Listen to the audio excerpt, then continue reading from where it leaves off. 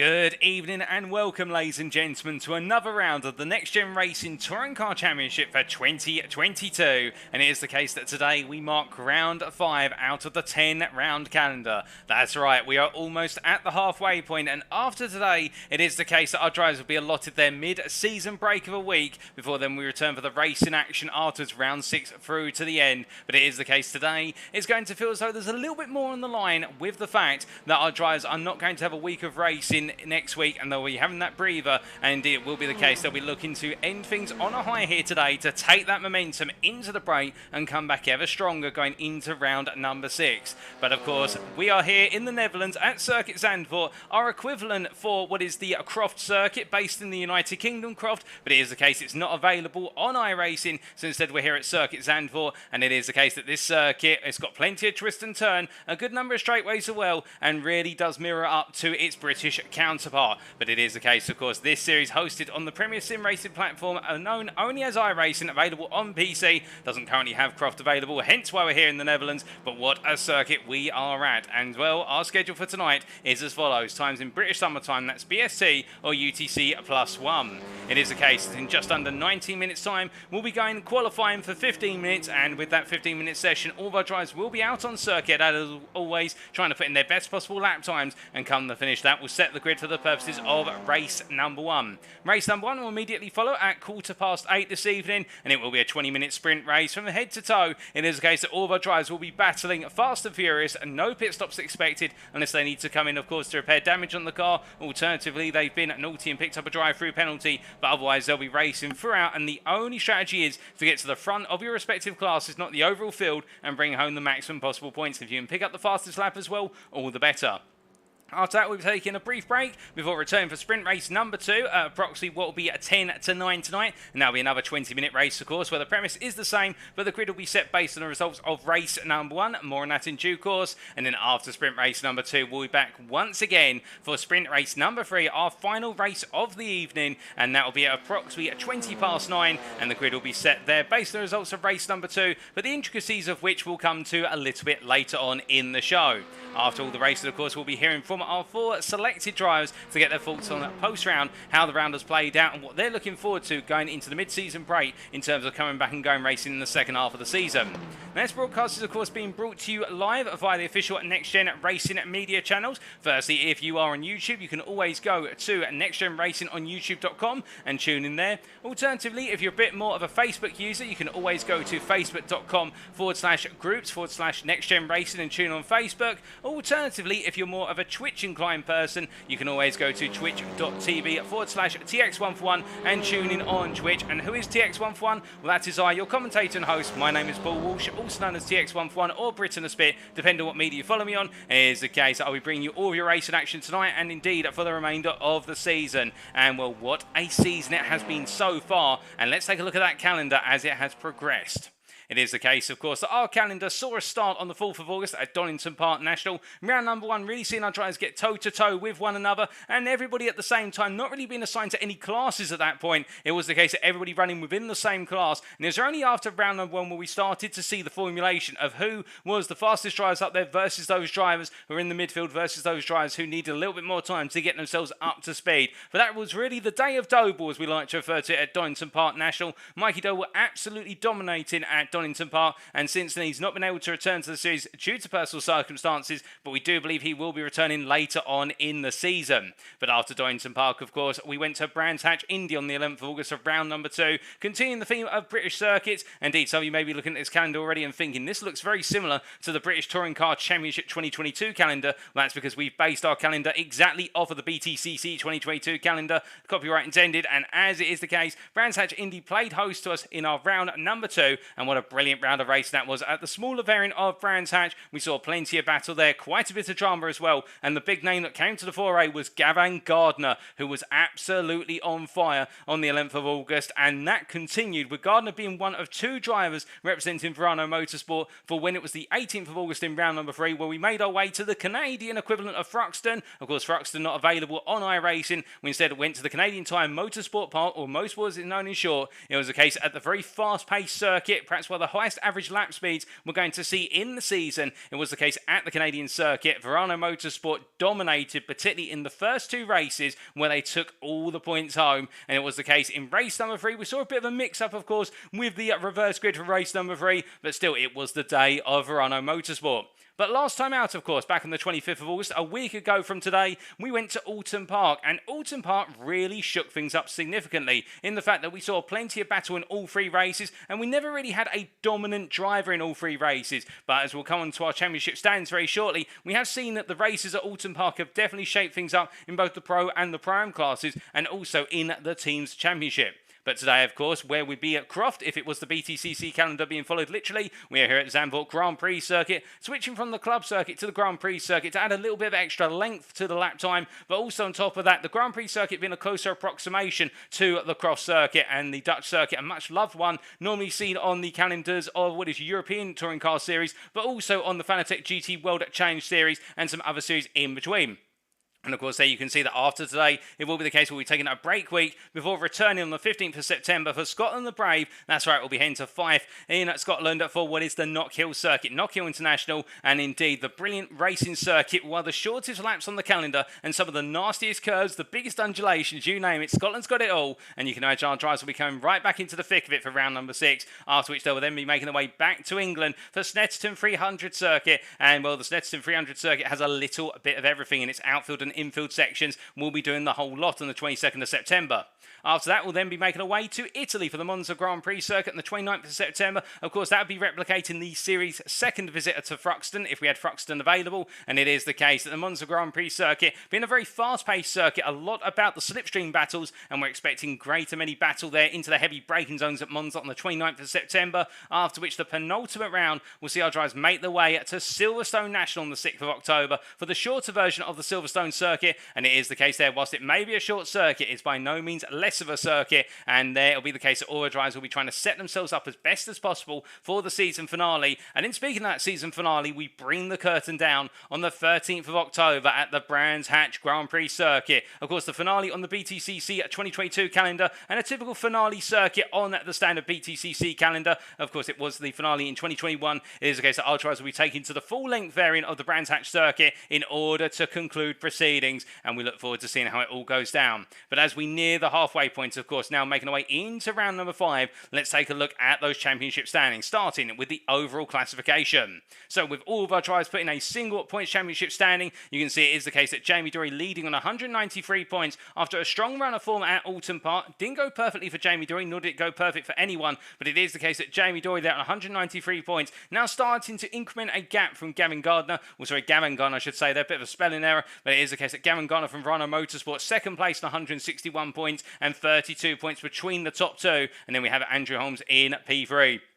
And Andrew Holmes right now really at the tip of the tide with regards to all the drivers pursuing after the top two. Holmes at the front, but he's only 10 points ahead of John Higgins Junior, who in turn is only 3 points ahead of John Higgins Senior. That's how close it is between the two family members, and we look forward to seeing how this top 5 becomes scrambled here tonight. But on top of that, let's not count out Adam Delmont. An absentee last time out. We hope to see the return of Adam Delmont to the circuit here, and it is the case on 128 points. Joint 128 points with Chris Daines, only ahead based on result countback, and Chris Daines picking up all the bonus points at Oulton Park. 4 bonus points going to him for the fastest lap in all 3 races, but on top of that as well, pole position leading into the first race of the evening. And Daines absolutely on form, and you can imagine if he hadn't missed a couple of rounds, he would be right up there at the top of the standings alongside Gardner and Dorey.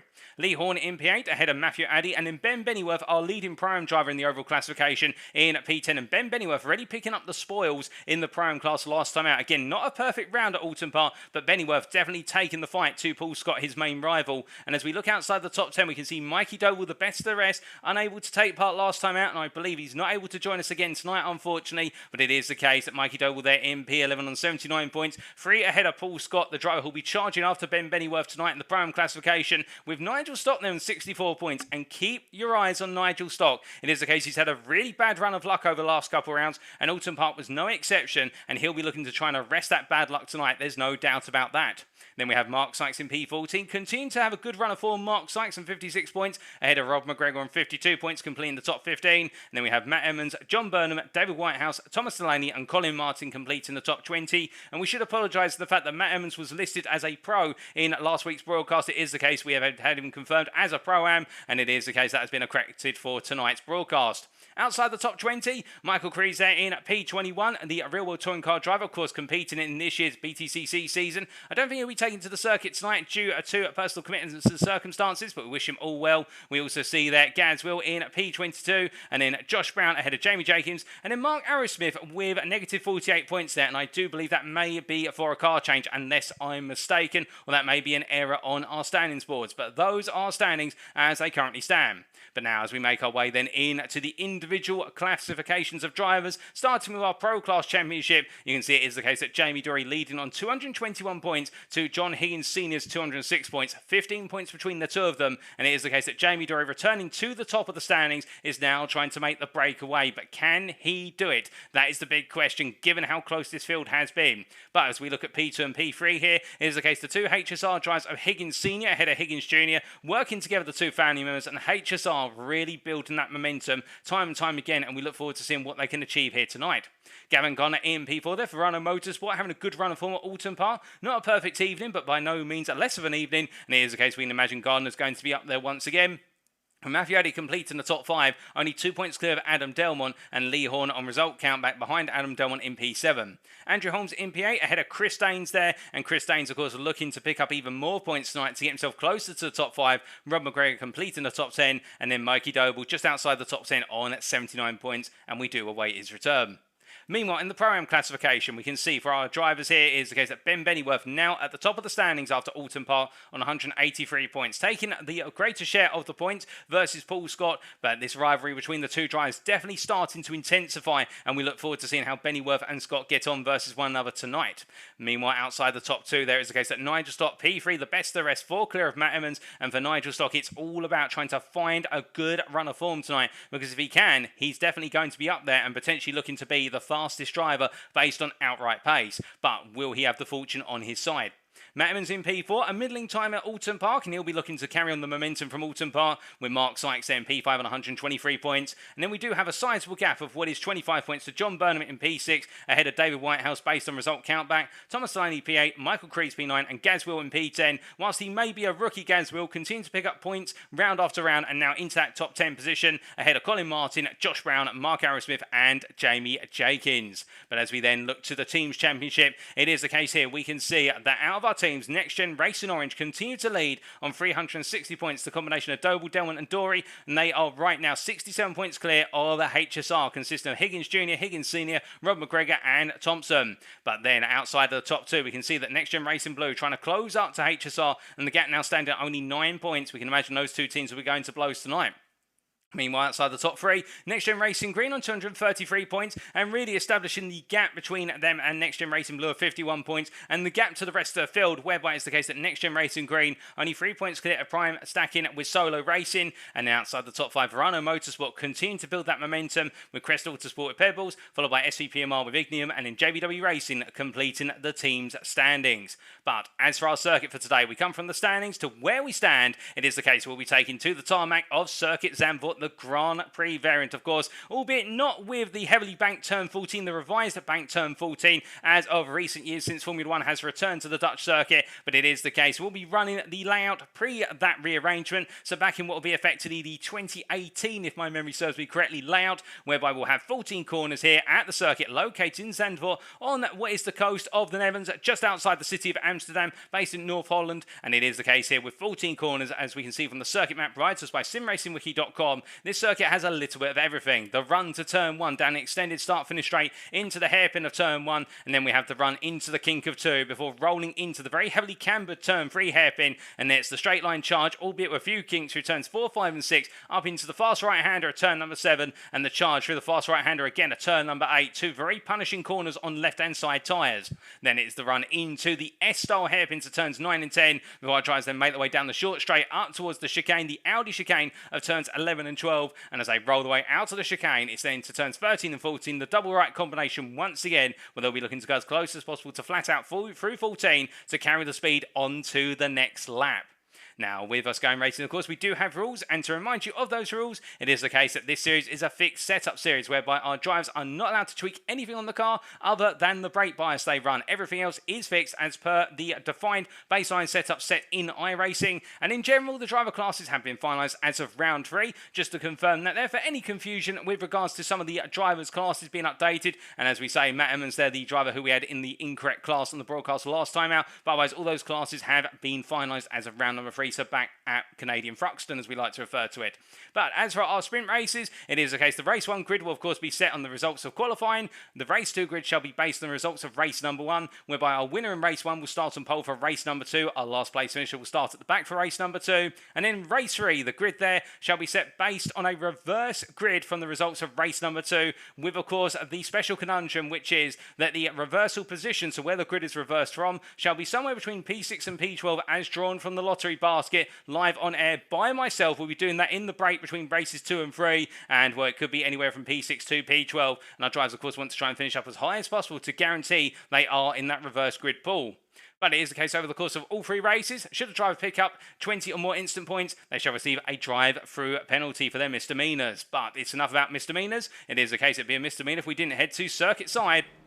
And as our drivers do get ready to race here, we do look to Jamie Dorey making his way on around here in this final warm-up session, albeit getting a bit wrong, then drifting his way and catching the car at the last possible moment there. Nice catch from Jamie Dorey in the run up towards turn number 9 in the Honda Civic Type R. And as he makes his way on around here, we can see with those times on the board. Do we have any newcomers joining us today? We do have one newcomer joining us for this round, and that is Tony Verschaft, who right now is in the pit lane. And we don't exactly have the best of camera angles for Tony Verschaft, it must be said, but he is in the mix there. The Hyundai driver, I believe he is running in the Hyundai Elantra, running in the Race Netherlands colours. Indeed, a very orange car, and the Dutchman join us in the number 12 car, classified in the Pro class. Keep your eyes out for him, a very fast driver in the Next Gen Racing GT3 series, and we look forward to seeing how he gets on, of course, tonight in a rather different car, which is the Touring Car Racing class car, as we look to Matthew Addy making his way through turn 7 and up into 8. And of course, we'll bring you a few onboards in the qualifying session to give you an idea of what it means to do a lap around Circuit Zandvoort Grand Prix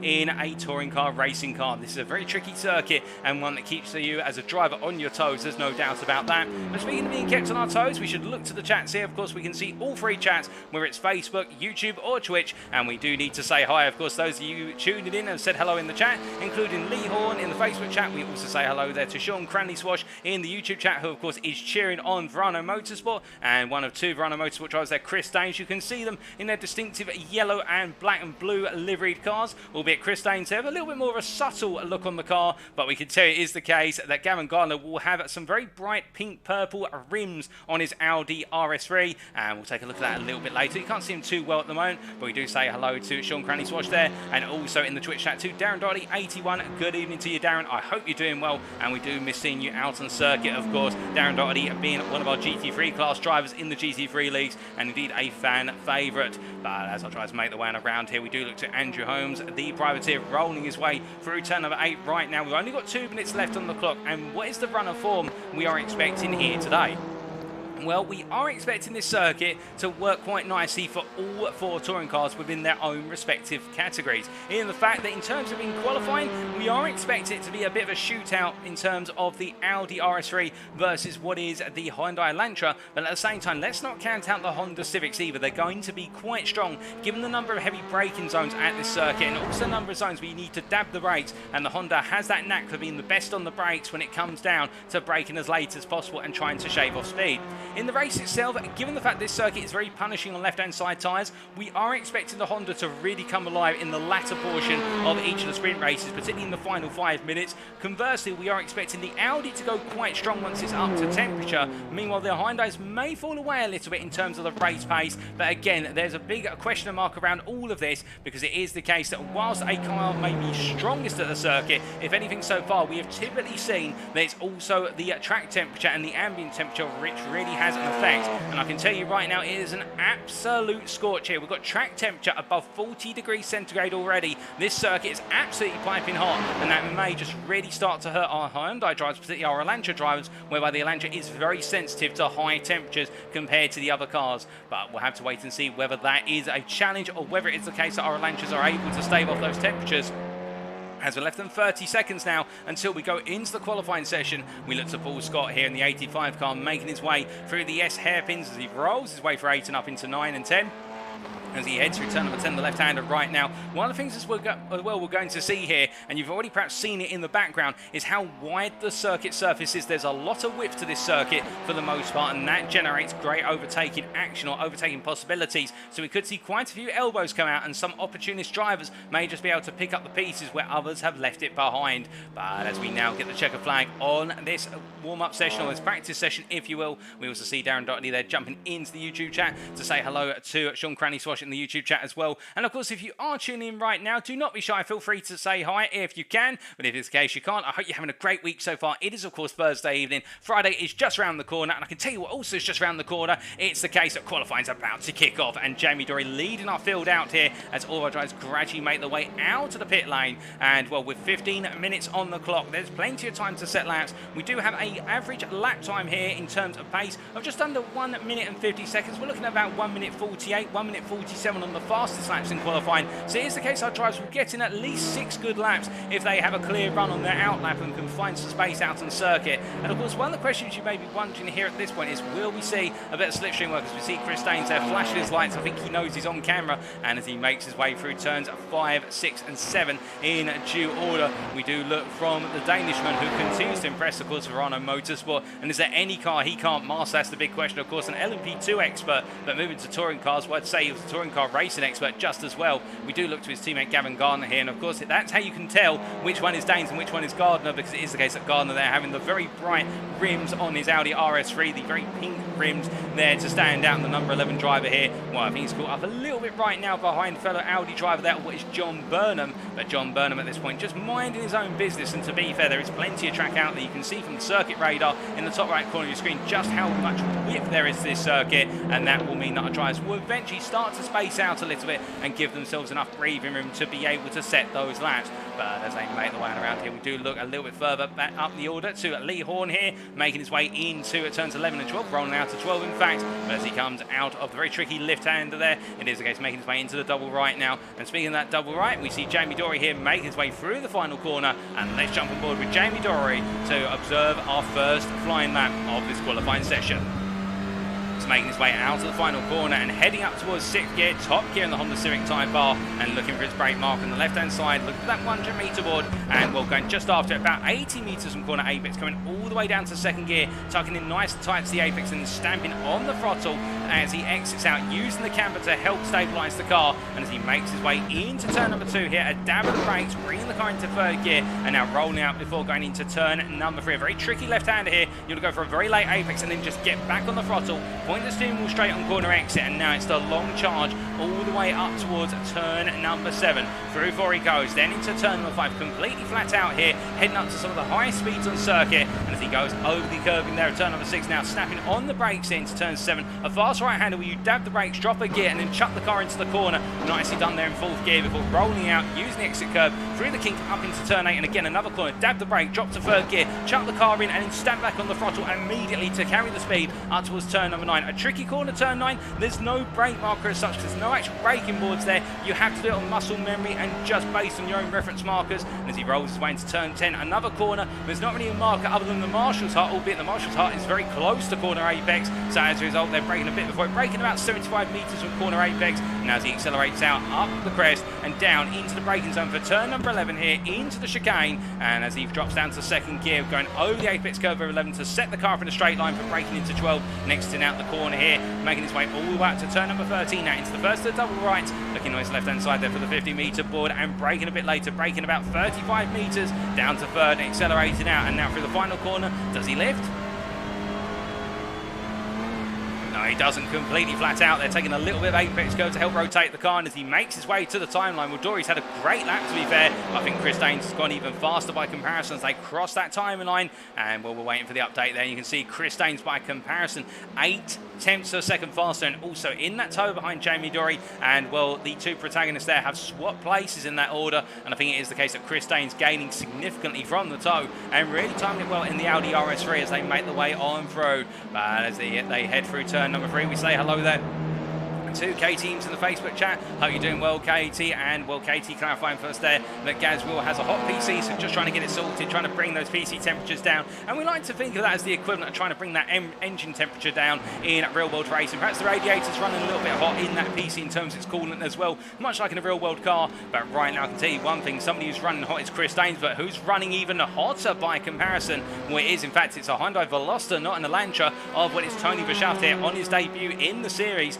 currently going the fastest of everybody by 300ths of a second almost. And right now the Dutchman definitely showing his credentials here to take the fight to his peers in the pro class as he makes his way down into turn number 7, once again rolling on through. And the Veloster, to be fair, that all-rounder car, and an all-rounder will go quite well here for the fact we do have a little bit of everything at this circuit, and therefore that Veloster could really pick up some pace over the course of qualifying and in the race and spring a surprise on a few drivers. There's no doubt about that. But speaking of surprises here, here. Should it be a surprise that Ben Bennyworth has set the provisional pole position in the Pro-Am class, looking to carry on from where he left off last time out, of course, at what was Oulton Park in that battle with Paul Scott, and right now 1 second off of the overall pole time on a 48.95. But to be fair, Ben Bennyworth really right now starting off strong here, and I think it's about sending a message in the case of Bennyworth, trying to get that message to his rivals. And speaking of his main rival, Paul Scott, well, here is the other Audi RS3 driver making his way up towards the chicane right now as he makes his way into that braking zone,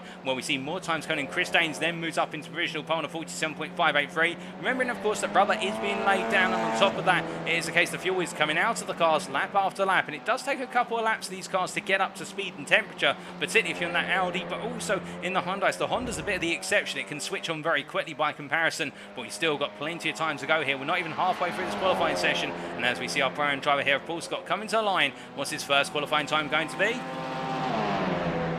He crosses that timeline, and as we get the update on the Delta, it will be the case he moves to P13 on a 49.741. But in terms of the relative, it will be the case that that right now is 1.1 seconds behind Ben Bennyworth, and he's going to have to go some as we see Matt Evans drops him down a place out of P13 to P14. But we've still got a few drives to set lap times here. Of course, some drivers are in the pits trying to get their cars out on circuit, including both Gadswell and also Thomas Delaney, although I believe Delaney has left the pit lane and is now going on to an out lap.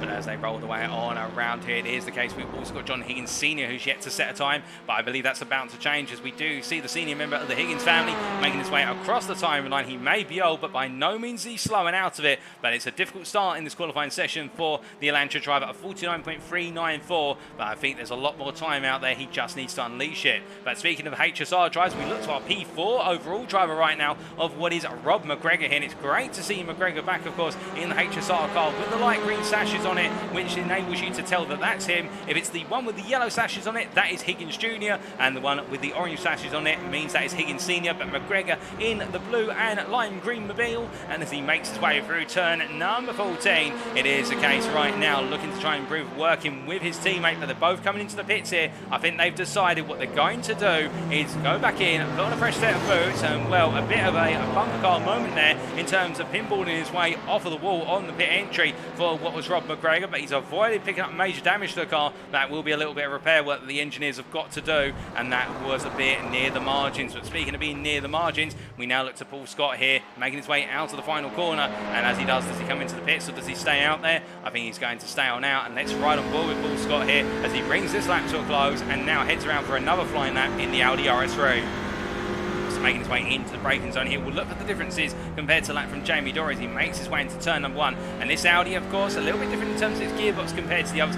Geared for a lot of acceleration and top speed. As he makes his way out of 1 into 2 here in 4th gear by comparison. Other drives been in 3rd gear typically, and down into turn number 3 here. And he's going to be staying in 3rd gear and bringing the car to the apex. Have a very nice line to the apex curve there, and coming out the corner. That was nicely hooked up by Paul Scott as he now charges all the way up towards turn number 7.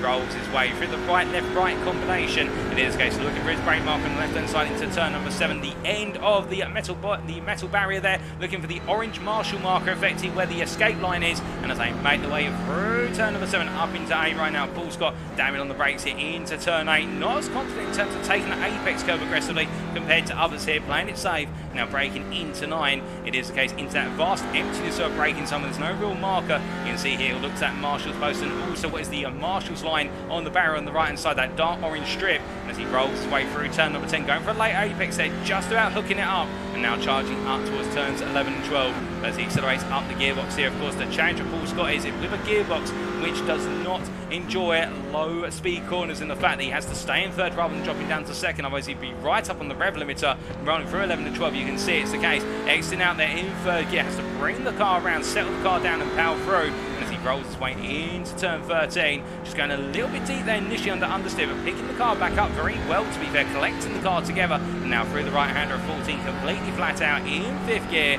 And as he heads to the timeline here, what's it going to be for Paul Scott? Can he improve what it was a much better lap overall? As he crosses the timeline here, he goes from what was a 49.74 to a 49.31. That moves him up to P14 overall, P4 in the Pro-Am class, but he's still got work to do because Ben Bennyworth, by comparison, is still 6 tenths faster, and that gap is not looking to come down anytime soon between the two of them. But as we do look for our pro driver, back to one of our pros here, we look in particular to what is John Higgins Junior. And it definitely seems as though the curse of the Elantra and hot conditions is attacking once again, in the fact that our Elantra drivers are typically right now a little bit off the pace by comparison. The exception being Rob McGregor, who really has hooked it up on a lap in that P5. But as they make the one through, we've still got 4.5 minutes of qualifying to go, plus also, of course, the overtime from the final qualifying lap. And as our drivers make the way on around here, it is the case that John Higgins Junior right now not really improving on that last lap. In fact, a 10th of his previous best. I think they're just trying to get into that rhythm as they roll their way through 2 into 3. As they make the way down here, we can also see it is the case that Higgins Senior trying to latch onto the back here. HSR, much like in previous rounds, particularly at what was a Canadian Tire Motorsport car, all trying to get in the line and therefore work together in the tow with one another. Great teamwork being used, of course, to affect what it been their team's championship and also a driver's championship. Everything's up for grabs, and you want to make teamwork and therefore the dream work. And as they roll the way through turn number 7 up into 8 at this point, it is the case HSR trying to get into formation here to try and give their drivers the respective tow, with Rob McGregor so far up the order by comparison with his teammates, and I think they all want to try and be inside that top 10. Speaking of being inside that top 10, and we do look here to Lee Horn, who has been an absolutely stellar P2 lap on the Honda Civic Type R, and that lap is a 47.74, just 1.5 tenths off the pole lap right now, set by Chris Daines. And as we see Lee Horn making his way through the final corner here, where it's the little Honda Civic that could, by comparison with its peers, Jamie Dorey, the best part of 4 tenths off of him. And as he makes his way to the timeline here, will Lee Horn going onto a lap with just over 3 minutes to go. And as he heads into the braking zone here for the first corner, it is the case, I think, for Lee Horn, even if he doesn't improve any further, I think there is a guarantee he is going to be on those front 3 rows. And to be fair, the one thing we know about Lee Horn is he's not normally a strong qualifying driver, albeit he's bucking the trend here today. He's a very strong race pace driver, however, a very consistent driver, manages the car well, and we have seen that so far over the first 4 rounds. In fact, in that Honda Civic, he really does bring the car to life. Particularly once we get to the 10-minute mark in the race, the pace starts to increase in the form of Lee Horn, and he starts to gain those places, and that's the thing that our drivers will be watching out for right now. But speaking of watching out for things, a little bit against the trend that we've seen, Gavin Gardner right now P6 in the Audi RS3 Ferrari Motorsport, not hooking up as much as his teammate by comparison, Chris Daines, who is almost 9 tenths faster. But to be fair, Gardner, one of those drivers who he's put a lot of practice in, there's no doubt about that. But at the same time, it is the case when he's not quite on form in qualifying, he normally does find a couple of attempts over the qualifying session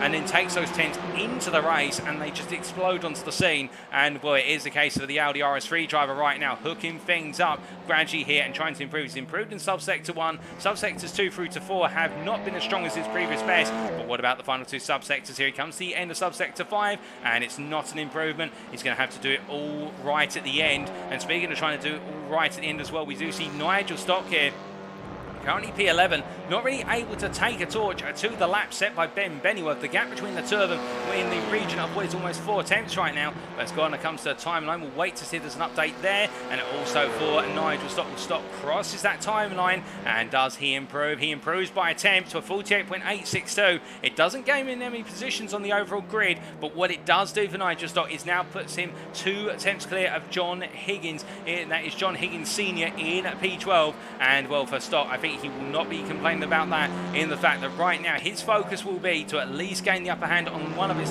top two rivals in the Pro class, and he's definitely ahead of Paul Scott as it currently stands. And Paul Scott in the pit lane, currently a minute left to go. Paul Scott will not be setting another lap. I think Paul Scott will be starting P14, and that is going to be one of his lowest qualifying finishes over the course of the season so far. And the question will be for Nigel Stock, can he upset the apple cart, which is being held onto right now by Ben Bennyworth? And Bennyworth, I think at this point, is looking to have it done and dusted, or at least in his mind, with the advantage that he's been able to accrue. We're still at just over 30 seconds in this qualifying session, plus what is the final lap that our drivers are currently on. And speaking of that final lap our drivers are going on to, it is the case that Jamie Dorey here tucked in behind Andrew Holmes as they make their way to the timeline. Well, Andrew Holmes coming across that line now to go onto a lap, and we're hearing that Tony Verschaft making his way into the pit lane, and well, Verschaft decided to stay in the pits as we understand it. It is the case he will not be going back out there to set another lap, so P3 is the highest he can achieve.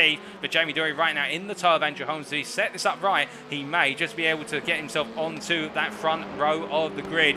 But as the checker flag is about to come out, it is the case we now look to our drivers who are to finish their final qualifying lap here, starting with Gavin Gardner. And as the Rhino Motorsport driver makes his way through the final corner, this lap is not an improvement. I suspect this is going to be a lap where he aborts it right in and comes into the pits. No, in fact, he's going to bring it all the way to the end, but it's not an improving lap as he comes to the line. Well, we have it confirmed. It is not an improvement. Chris Daines into the pit lane. Meanwhile, what about elsewhere? We've got Lee Horn coming to the timeline as he crosses the line. I think it's going to improve it for Lee Horn, or is it 1.5 tenths down? No, he does not improve. Who else have we got out there? We have also got, I believe, unless I'm very much mistaken, Matthew Addy coming to the timeline, and he's in P7 right now, a whole second off a pole. He's improved by a whole tenth, but it's not enough to move him out to P7. He stays P7. We've still got more coming through. John Burnham making his way. No, he's into the pits, as is Ben Bennyworth, who tries to get a little bit of a toe. That was a bit deceiving, but trying to get a toe to give himself some more security in the rundown does not improve. What about Matt Emmons? He's making his way on a round as well. Nobody else has improved so far.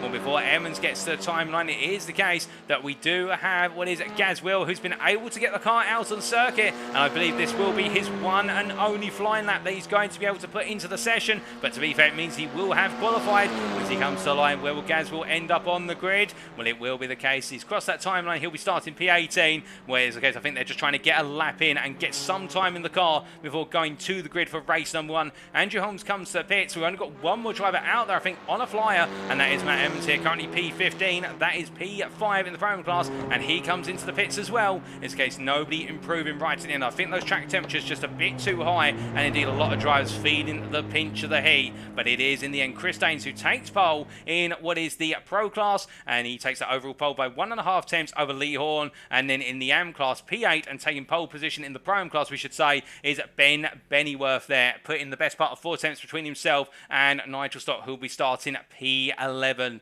Well, that is qualifying complete, ladies and gentlemen, and now we do wait, of course, for the transition over to the grid for race number 1.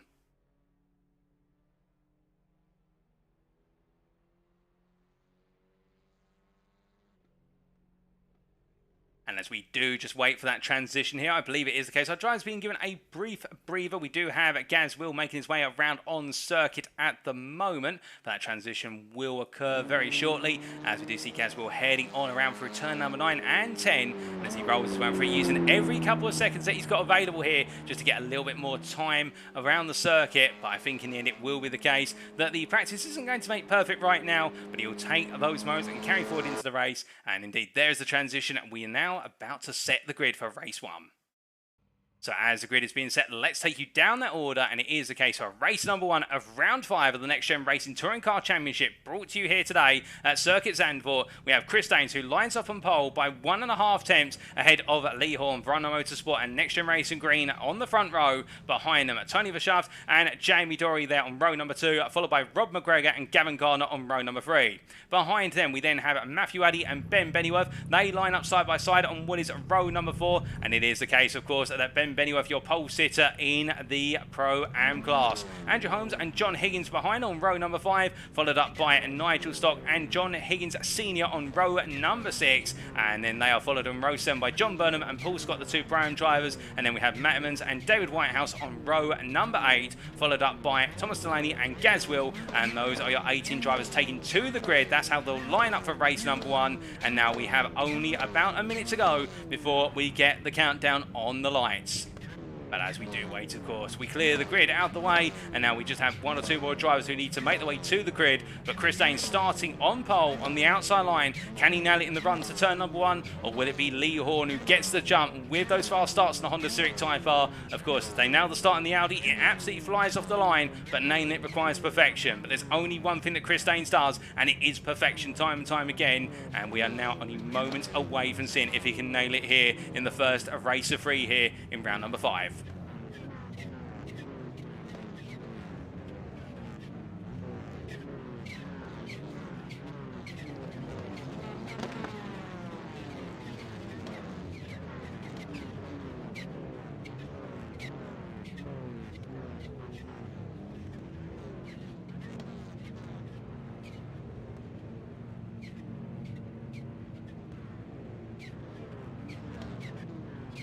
Our gridding process is complete, and now the lights. 1 red light, 2 red lights, 3 red lights, 4 red lights, 5 red lights. And And it's lights out and away we go for race number 1 here at Circuit Zandvoort. And Chris Daines gets a great start compared to Lee Horn. And he doesn't find a box of neutrals as they charge up towards turn number 1. But as they come charging down into the braking zone for the first time of asking, it is the case all drives rolling the way on in. We can see Tony Verschaft there going around the outside of what is Jamie Dorey. Dorey up his inside as they roll their way through the opening right-hander as they head up towards turn number 2 here. They'll quickly have to settle their differences, or will they? As we see in the end, Verschaft gets back into P3 ahead of Jamie Dorey. They roll the way on through. And meanwhile into the braking zone here is Rob McGregor up the inside of Ben Bennyworth into turn number 3. And Bennyworth on the outside line will be now compromised. And that's going to open the door to Matthew Addy as they head all the way out towards turn number 7. Side-by-side racing here between Addy and Bennyworth. It is the case that Honda has the initial acceleration, but the Audi has the straight line speed. And as they make the way through the kink of turn number 6, heading into the braking zone for 7, a dab on the brakes here. And everyone's got to be very brave. We can see Matthew Addy loses out poorly there versus what is John Higgins Junior, as Higgins Junior capitalised on that inside line. And as they roll the way into turn number 8, a bit further behind Andrew Holmes, trying to make a move here after losing 2 places at the start. Andrew Holmes having a poor start, and as they head into the braking zone here for turn number 9, it is the case we can see that Matthew Addy find a little bit of pressure, and Nigel Stock going a bit deep into 9 as he now returns to 10. A flash of lights there. I think Nigel Stock not too happy. There may have been a bit of contact there between Nigel Stock and perhaps David Whitehouse, and I'm not sure. Don't quote me on it being David Whitehouse there was contact with, but he's definitely unhappy with some contact with somebody. And as they make the way up towards turn number 11, it is the case now they all begin to settle down. Although I say, that goodness me, that's Matthew Addy being turned, but he collects the car there into turn number 11. My good lord, and John Higgins Senior there in that contact with the Next Gen Racing driver and the HSR driver there backing out just in time where it could have got very messy indeed, but they both survived that. And as they head through turn number 13, I think they'll both have their hearts pounding in their mouth. But speaking of pounding, it is the case he's pounding his way onto lap number 2. Chris Daines leads from Milano Motorsport by what is 4/10 of a second ahead of Lee Horn in P2. Then we have Tony Verschaft in P3, followed by Jamie Dorey P4, Gavin Garner P5, Rob McGregor P6. There's your Pro-Am leader Ben Bennyworth P7, John Higgins Junior P8, followed by Matthew Addy P9, Andrew Holmes complete in the top 10, then John Higgins Senior P11, followed by David Whitehouse P12. Good start from David Whitehouse, 4 places gained at the race start. Nigel Stock P13, followed by John Burnham P14, Paul Scott P15, Thomas Delaney gained 1 place at the start P16, Matt Evans P17 and Gaz Will P18, staying with the pack as they make the way onto the next lap. And indeed great start from everybody involved here, and to see everybody make their way through the opening lap without major incident is indeed a brilliant sign to see. And as they roll the way on through into turn number 7 this time around, Chris Daines under pressure as they head up towards turn number 8, and it's Lee Horn who is putting the pressure on here and using the ability for that Honda to come up to pace early to really go on the offensive as they roll the way into turn number 9. But as they come through the right hander here, it is the case that right now Chris Daines trying to do everything in his power to hold on as they roll the way through the long left hander, and as they do, Daines under that pressure, and that pressure's not going away. As meanwhile David Whitehouse is feeling very racy here up the inside of John Higgins Senior, and the JBW Elantra driver gains another place. He wants that top 10 today. He missed out on the top 10 back at Oulton Park, but today he's going for it. And speaking of going for it, that's Matthew Addy going up the inside there of John Higgins Junior. He can't quite find it and finds himself on the outside instead. And as they roll the way out to turn number 12, heading up towards 13, well, I think it is one of those cases right now where Higgins Junior's got to go all manner of defensive here to try and hold on. But HSR really mixed fortunes right now in this race so far, but we've got a long way to go, to be fair, and perhaps just trying to get themselves settled down into this race. But as they make the way out of the final corner here, we ride on board the gearbox of John Higgins Jr. from HSR in P8 as they head up towards turn number 1. And as they charge their way down the straight, you can see Andrew Holmes there trying to get out the inside of Addy into the braking zone. He's going to go for it, Holmes. This is brave stuff here from the Elantra driver up the inside. Now, can he make the move fully stick? He will find himself on the outside inside run into turn number 2. And as they make the way up into the right hand here, Holmes stays in there, but you can see he has to back out in the end because going up onto that apex curb at turn 2, it doesn't matter if you're in a touring car or a GT3 or something in between. In this case, that curb, you do not ride it. It's too high, and therefore unsettles the car. And Andrew Holmes near having to back out as they make the way all the way out towards turn number 7. But as they come charging on through here, is the case we are seeing a breakaway. The top 7 are starting to escape the rest of the field here. But to be fair, with the field this close to the battle for the remainder of the positions inside the top 10, I don't think we're going to mind too much as they head up towards turn number 8 once again. But behind them, David Whitehouse definitely feeling very racy here today. And as we ride on board with David Whitehouse, the JVW Racing driver here, looking for the move. He's going to go all the way around the outside of what is John Higgins Senior there. But I think he's decided to go a little bit too aggressive because now he's got to defend on the inside into turn 10 versus Nigel Stock. He's going to try and go all the way around the outside. But can he make it happen here? It's going to be very close. And as they roll the way on out here, David Whitehouse finds himself battling for P12 versus what is it there, Nigel Stock. As Stock now tries to go on the offensive and the run down towards the LDS, but it is the case. Rolling the way into turn 11, 12 chicane. Whitehouse goes a little bit deep to cover off, as meanwhile, a little bit further back, we do have a moment for Matt Emmons going very slowly. What's happened to Matt Emmons?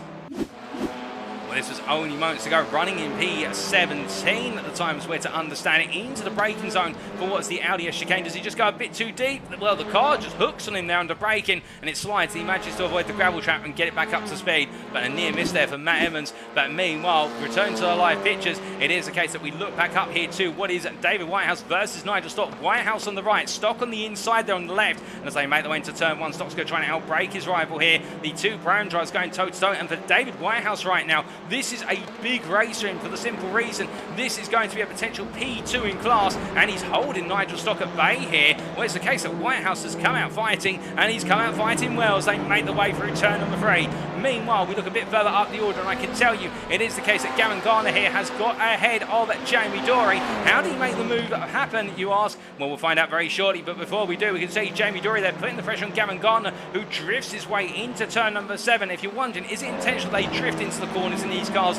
They do in a way. They're running a lot of rear brake bias, and therefore it means that the rear of the car does unlock under braking quite easily, and the car effectively slides into the corner. That's what gives them the rotation to get the car through, because you can imagine with the engine in the front of this car, plus also the fact that all the power goes to the front wheels, plus also the turn. These are front engine, front wheel drive cars. Every little bit of extra rotation you can get on that rear end, it helps, because these cars natively want to understeer, not oversteer, and invoking some oversteer can just help you on your way. But speaking of helping himself on his way, let's take a look at how Gavin Garner got the P4 of a Jamie Dorey.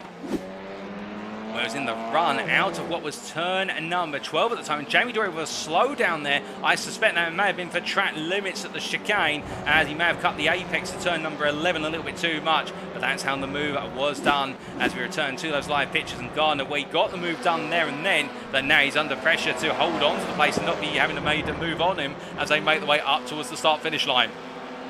As they come charging all the way down towards the braking zone here for turn number 1. I think it's the case that Audi is just flying on this straight, and the Honda just does not have a response unless it's within 2 tenths on the exit of 14, where it picks up that huge draft by comparison. But meanwhile, speaking of the draft here, will Nigel Stock, even with a bit of the draft, trying to go around the outside of what is Whitehouse there. But right now, he's going to go for the cutback instead as they roll the way up towards turn number 2. Now, can Stock keep himself there on the inside? He's going to go for it. Whitehouse gives him the space. He squeezed him as much as he's permitted, and to be fair, great respectful racing between these two, and Whitehouse is still holding on as they make the way through 3 and up towards 7. They charge, but as they do, you can see behind that's John Burnham who wants to get into the mix of this. Also Paul Scott a bit further back, and we've also got Thomas Delaney here, and it is the case that all of these drivers right now going hunting in the Prime class after P2 in the class, and it's David Whitehouse who holds the keys to P2. Can anybody take the keys off him? I'm really going to put on right now for David Whitehouse to take that P2 at this rate. He is really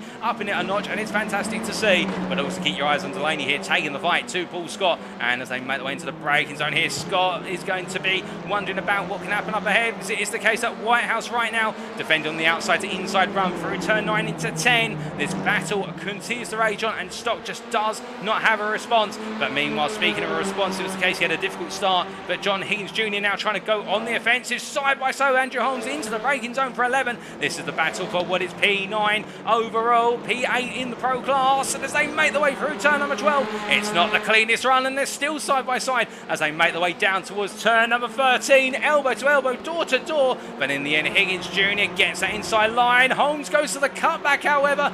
Brilliant racing between these two as they come through turn number 14, and as they roar the way on through, it's now Andrew Holmes who is ahead, but for how long? As a bit of dust is being kicked up, and Holmes immediately goes defensive down to the line as they charge up towards turn number 1, but as they head into the braking zone here, the distant camera shot gives you the clear view. It's the case that Holmes is being made to squirm to the middle to try and cover off Higgins Jr. coming through. Higgins Jr. back up the inside on corner exit. That'll give him the inside run technically to 2, but it's of course outside to inside here, and Andrew Holmes knows that and just covers it it off well as they make their way up into turn number 3. And of course, this is buying time for Matthew Addy to try and break away in P8. Meanwhile, further up the road, I can tell you it is the case that Lee Horn has fallen back off of Chris Daines and now is having to defend versus Tony Verschaft in the Hyundai Veloster, the lone Veloster here today in the Dutch circuit. And as the Dutchman driving it right now tries to make the home crowd proud, it is the case. He rolls his way up into turn number 8 and is going on the offensive here. And we ride on board with Verschaft as he looks to try and find the move on Lee Horn for P2.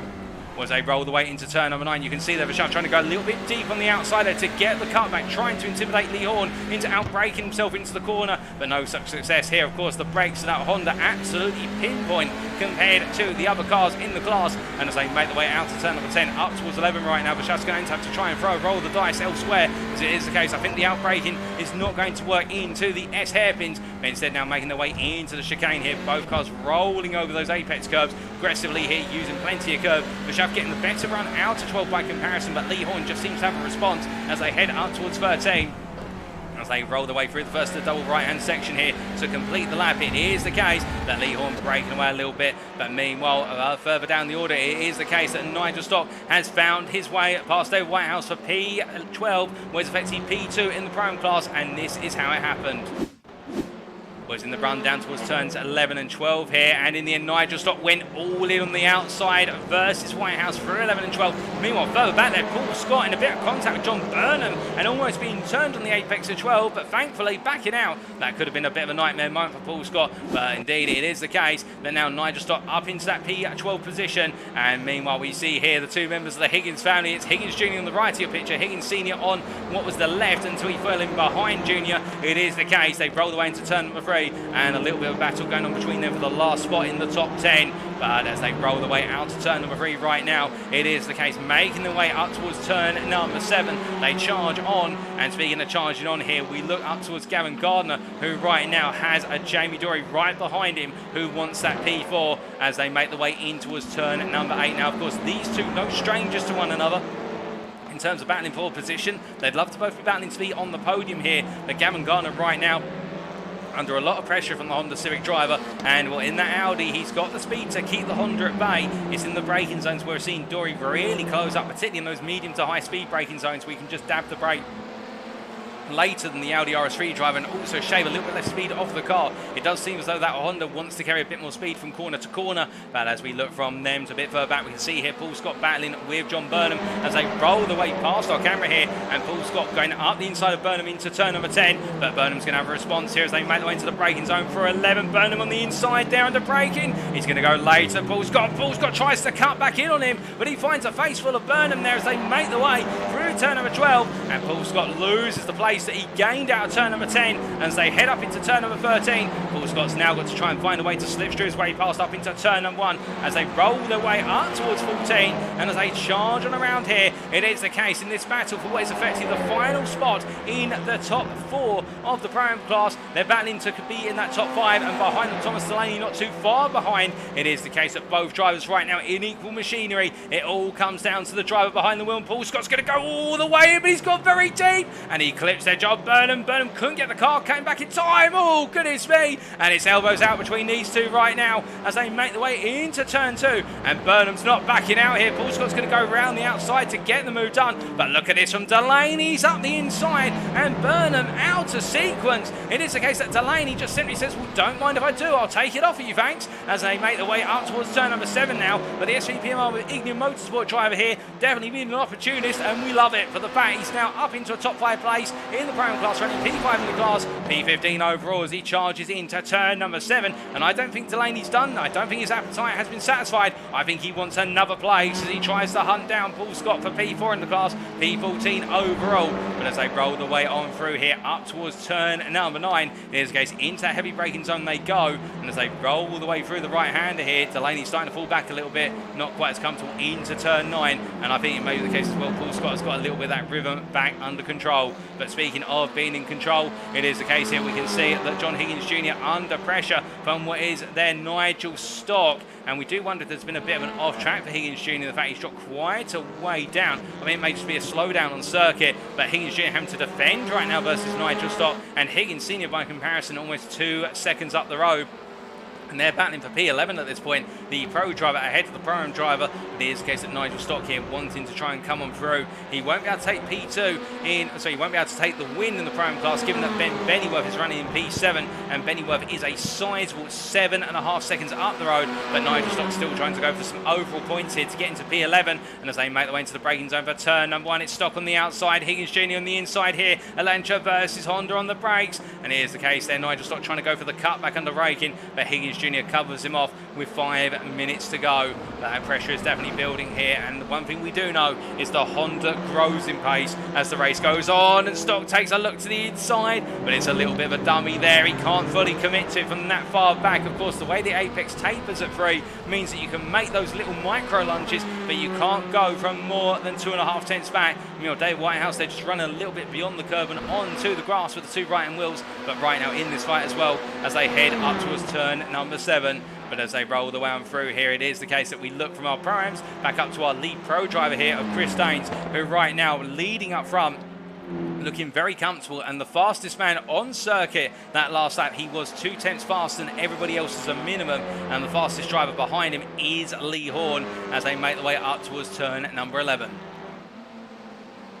As they head their way down into the braking zone here for turn number 11, you can see it is the case whilst our top 2 have broken away. Tony Verschaft here in P3, and the velocity is falling backwards gradually towards Gavin Gardner. On that last lap, he was a whole 6 tenths slower than what was Gavin Gardner, and it is the case that Verschaft right now under pressure here late on in the day, and it may be the case that he could be feeling there's a move on the cards for Gavin Gardner versus him at the very last possible moment here. And to be fair, Gavin Gardner would love to make it an overall and also a pro podium as they make their way up towards turn number 1. They've only got right now what is 2 laps remaining based on our mental calculations, and it is the case that Gavin Gardner is caught between a rock and a hard place. The rock being Tony Verschaft, the hard place being Jamie Dorey behind. But I say that is the case that the door was open on corner exit for Gardner to try and look for the run into 2 versus Verschaft, but I think Verschaft there 9, it was under control and didn't have to worry about covering it off. But as they rolled away through turn number 3, it is the case that these 3 are coming closer and closer together. But speaking of coming close together, it is the case that John Burnham are right on the rear right now of what is Thomas Delaney as they make the way into turns 2 and 3 as well, rolling the way into the right into left complex here, and you can see Burnham going quite deep into turn number 3. As he rolls the car through, it is the case I think John Byrne at this point trying to get the momentum out of turn number 3 in the run up towards 7, and in the draft behind that Honda he'll gain about 2 to 3 mile an hour extra speed in the run all the way through the kinks and into the braking zone for turn number 7. But it's not enough here, and instead he has to bide his time and be patient once again. And well, meanwhile a bit further up the road we see it's the case that Higgins Junior holding off what is David Whitehouse right now. The pressure continuing to build as they make their way under braking into turn number 9. And it is the case that Higgins Junior here defending hard versus Whitehouse, and the car just does not have the pace they want. But Whitehouse up the inside, but Higgins Junior covers him off there. Trail break into the inside into 10, and it is the case Whitehouse is going to have to be a bit more inventive here to try and gain that P12. And of course he'll want to get ahead and get some distance between himself and Paul Scott, who is looming closer and closer behind as they make their way into the Audi S chicane. But as they roll the way on in, we look from them to the battle for P3, and we ride on board the gearbox here of our P3 driver, the Dutchman of Tony Verschaft, who right now at his home circuit trying to hold on versus Gavin Gardner and Jamie Dorey for one more lap as we understand it. They go charging across that timeline, and here they go then, the final lap. And you can see Gavin Gardner already taking a peek to the inside, but of course he's got to be tentative about it, because if he goes too aggressive he may just cost himself the time, and Jamie Dorey can capitalise. They make their way through into turn number 2 here, and as they do we look to Jamie Dorey, who we ride on board with, the Next Gen Racing orange driver here at the back of this trio, and right now looking for an opportunity, trying to find a way to gain both places that you can. Of course you don't want to just gain one when you're in this battle right at the end, you want to gain 2, but of course the thing is the longer he waits for Gardner to try and make a move and upset the ribbon of the 2 guys in front, the less time he's going to have to try and make his own move. And as they make their way into turn number 7 here, you can see it's the case for Schaff just able to outbrake Gardner into turn number 7. Dorey wants to carry more speed, but he has to back off there to avoid tapping the back of the Audi driver in front. And as they make their way into turn number 8, Dorey's got to try and set himself up with some space to carry the speed into the corners. Does he look to the inside into turn 9? No, he thinks about it, but he waits instead as they roll away through 9 and up towards turn number 10 here in long sequence. And you see Gardner going a little bit defensive initially into 10 there. He's worried about Dorey trying to cut it to the inside into 10 and gain the place. So Gardner playing defensive and offensive at the same time, balancing the act. as they make the way out of turn number 10. They charge up towards turn number 11 here. Not long to go now, not too much distance left, and I think it is the case that Dorey's running out of time as he takes a little peek into 12, but there's no room for him. As they make the way out of turn number 12 and up towards 13. It is the case. We look from the drivers who are making their way into turn 13 to the driver who comes on through the final corner. And as he does here, it's a flash of light, so the checker flag awaits him. And what has been a flawless start to his evening, qualifying on pole and taking it from lights out to the finish line. Chris Daines from Brano Motorsport is your winner overall in the Pro class, ahead of what is Lee Horn for Next Gen Racing Green. And in the end, it is Tony Verschaft on his debut who brings home the final spot on the overall and also the Pro podium ahead of Gavin Gunn and Jamie Dorey. But meanwhile, Ben Bennyworth has held on to P7 in the end to take the Pro win ahead of what is Nigel Stock there, P2 in the Pro class, P11 overall, and David Whitehouse makes it a podium in the Pro class, P13, holding off Paul Scott to the finish line there. A brilliant drive from David Whitehouse and the JVW Racing Machine. He's definitely feeling the momentum here today at Circuit Zandvoort, and that's brilliant to see. And well, the question is, of course, can he get close to this man, the Ben Bennyworth, who's absolutely been flying? But as we wait for our final driver here to come to the timeline of Gaswell, he rolls his way through the right hand of turn 14 to complete his race, and we hasn't quite been on the pace of the rest of the field. His laps have been improving over the course of 20 minutes. He takes his checker flag, P18, that's P8 in the Pro-Am class. And now let's take you through those race results, subject to any stewards' inquiries, of course. So it is the case as we look to the results from race number 1 of the Next Gen Racing Touring Car Championship, the NXTCC for 2022 in round 5 here at Circuit Zandvoort. It is the case Chris Daines taking that overall win in the end, 2.5 seconds clear of Lee Horn in P2. Chris Daines looking unstoppable after the first couple of laps. We had to get the car up to temperature, and Lee Horn not able to put enough pressure on to potentially make that move for the lead and try to hold on until the end. But still a deserved P2 for Lee Horn there, and then Tony Verschaft taking that P3, holding off the late charge from Gavin Gardner and Jamie Dorey. Gavin Gardner, Jamie Dorey, P4, P5 respectively. Great racing from the pair. Rob McGregor in the HSR Hyundai Elantra P6. A bit of no man's land in the end, falling off the top 5, but keeping the gap to Ben Bennyworth. And I think Rob McGregor will recognise, given the apparent struggles of the Hyundai Elantra here at Zandvoort, that he will not want to complain too much about that P6. It sets himself up well for what is race number 2. And it is the case that Ben Bennyworth there, P7, gaining 1 place since the start, taking that win in the Pro class for P7 and just looking unstoppable in race 1. And then Matthew Addy, Andrew Holmes and John Higgins. What is John Higgins Senior there completing the top 10.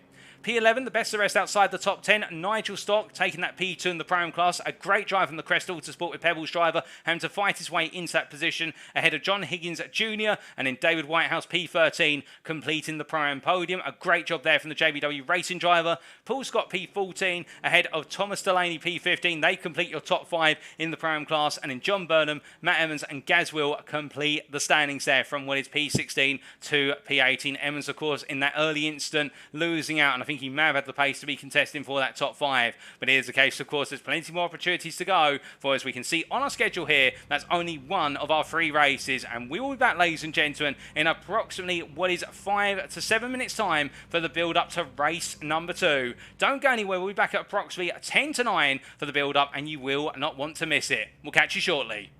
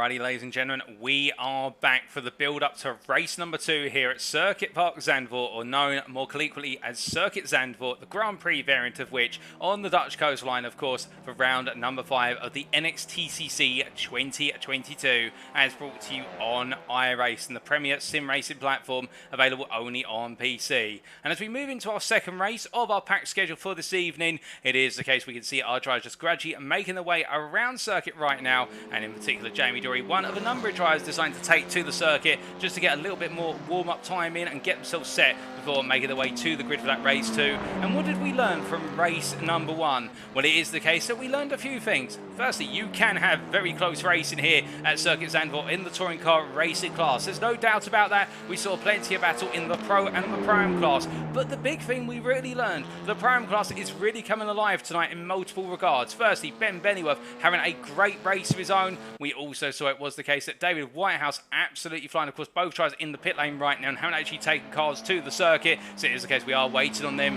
And we also saw Chris Daines absolutely flying from start to finish in the Pro class, and he'll be looking to try and make it 2 out of 2 when we go racing once again in 2.5 minutes time. But as we do wait, we look to you guys and girls in the chat, and in particular we say hello there in the YouTube chat to Mark Arrowsmith, who says, great racing so far, shame on not racing, but have to watch United. I assume that might be Manchester United. I love this track, and well, Mark, we absolutely love it as well, and I hope you're doing well. It is the case we do miss you out to the circuit, but we can understand with regards to the football. But it is the case, going from kicking the ball about to kicking those lap times about, it is the case that Chris Daines, the master of bringing those lap times down, definitely putting his foot in it with regards to the throttle and going all in here and finding the way to tackle that Audi RS3. And as he rolls his way through the final corner here, definitely seems to be the man to beat tonight, and he'll be starting on pole for the purposes of race number 2, with the grid being set based on the finishing order of race 1. But as more drivers gradually make their way on around right now, it is the case we briefly lose John Higgins Senior, and then he returns from the ether. A little bit of connectivity issues there, but those are gradually being resolved for Higgins Senior. And we see Lee Horn making his way down through the right-hander at turn number 7. And Lee Horn, to be fair, a strong performer in race number 1. There's no question about that. A great result for P number 2, and I think he will have learned from race number 1 in terms of how he has to try and take the fight to Chris Daines right at the start. We saw he was right there with Daines all the way through the first couple of laps, and it was really around the 7 to 8 minute mark where Daines started to gradually breathe a gap between the two of them, and as he made that gap bigger and bigger, it was the case I think Lee Horn started to settle down, but he also had some trouble in the form of he had Tony Verschaft, who was close behind him. And I'm noticing on the entry list right now we are missing a couple of drivers as we get ready to go racing once again. So far we seem to have approximately 15 drivers anticipated to take to the grid. We may have a couple of drivers who have not been able to get the cars ready to go racing once again, and we hope we're not missing too many here, because it is the case our 18 car grid, we'd love to see all 18 cars back out there, but of course there can be technical issues and reliability errors which stops them from making it to the grid lineup. But as we do wait, here it is the case that Lee Horn will be thinking about going for the win versus Chris Daines. Well, he's getting ahead for the opening couple of laps and finding a way then on making that Honda as wide as humanly possible. And Nigel Stock as well, P2 in the Pro-Am class in race number 1. He'll be starting from what is P11 if my memory serves me correctly. Can he get a little bit further up the order, and can he take the fight to Ben Bennyworth as he makes his way there into turn number 8, drifted his way across the apex, so that won't do the tyres any good, but thankfully he'll be able to put a new set of boots on when we do go to the grid. And speaking of that gridding process, the 10 minutes is complete on this final warm-up session for race number 2, and now we wait for the transition.